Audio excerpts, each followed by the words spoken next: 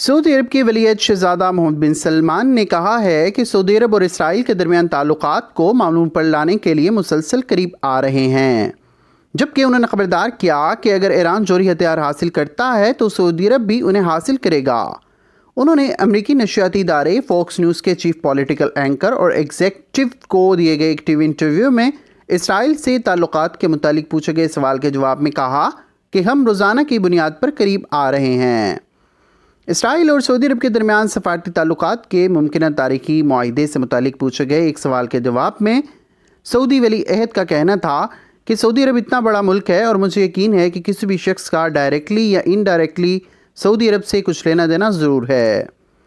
قدامت پسند امریکی نیٹ ورک فوکس کا سعودی ولی عہد شہزادہ محمد بن سلمان کے ساتھ انٹرویو ایک ایسے وقت میں سامنے آیا جب صدر جو بائیڈن کی انتظامیہ واشنگٹن کے مشرق وسطی کے اہم اتحادیوں اور دو علاقائی طاقتور ممالک کے درمیان تاریخی تعلقات قائم کرنے میں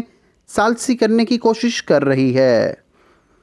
دونوں ممالک کے درمیان تعلقات کو معمول پر لانے کے مذاکرات کا مرکز وہ پیچیدہ معاملات ہیں جن میں امریکہ کی جانب سے سیکیورٹی گارنٹی اور ریاض کی جانب سے پرامن مقاصد کے جوہری ٹیکنالوجی کے حصول اور فلسطینیوں کے لیے ممکنہ اسرائیلی رعایتیں شامل ہیں۔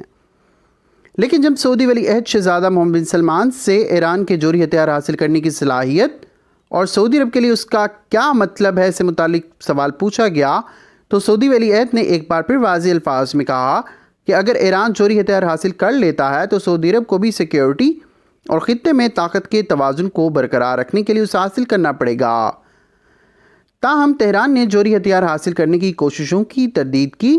محمد بن سلمان کا کہنا تھا کہ ہمیں تشویش ہے کہ اگر کوئی ملک جوہری ہتھیار حاصل کر رہا ہے تو یہ غلط ہے، یہ غلط قدم ہوگا۔ انہیں جوہری ہتھیار حاصل کرنے کی ضرورت نہیں کیونکہ آپ ان کا استعمال نہیں کر سکتے۔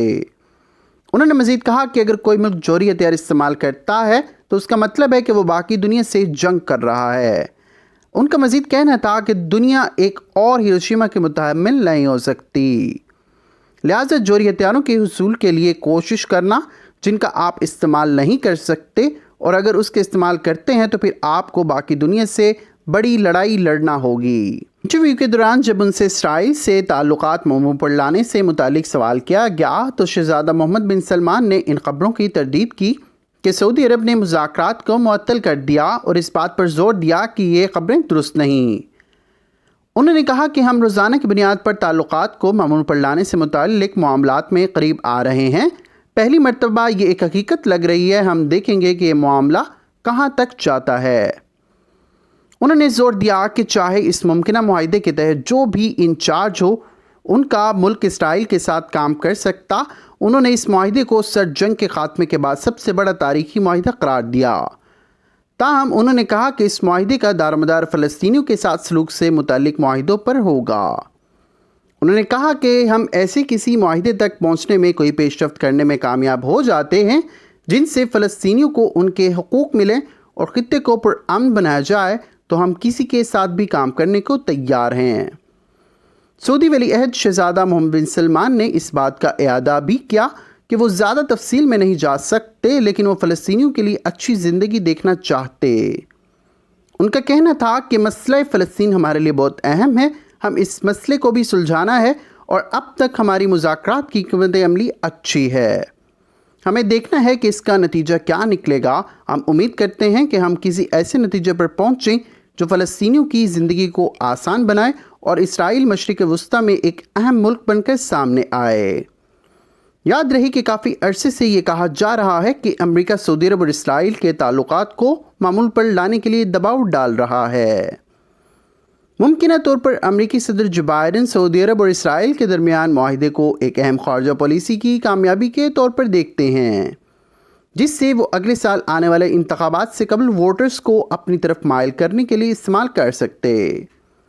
سعودی عرب اور اسلامی دنیا کا رہنما ہے۔ سن 1948 میں اسرائیل کا قیام ہوا، تب سے اب تک سعودی عرب نے اسرائیل کو باضابطہ طور پر تسلیم نہیں کیا۔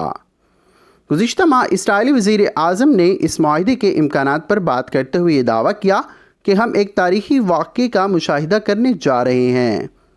لیکن ایک بات جو واضح ہے وہ یہ ہے کہ جو بھی معاہدہ ہوگا وہ متنازع ہوگا۔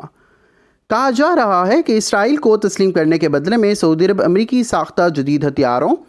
اور سب سے زیادہ متنازع سول نیوکلیئر پروگرام بشمول اندرون ملک یورینیم افزودگی کے لیے امریکی ضمانتوں کا مطالبہ کر رہا ہے۔ ایسے معاہدے سے اسرائیل ایک خلیجی طاقت کے ساتھ تجارتی اور دفاعی تعلقات سے فائدہ اٹھائے گا۔ کسی بھی کامیاب معاہدے میں فلسطینیوں کے لیے اسرائیل کی جانب سے اہم رعایتیں شامل ہوں گی۔ اس کے علاوہ سعودی ولی عہد شہزادہ محمد بن سلمان کو سعودی عوام کو بھی مطمئن کرنا پڑے گا، جو تاریخی طور پر اسرائیل مخالف ہیں اور فلسطینیوں سے گہری ہمدردی رکھتے ہیں۔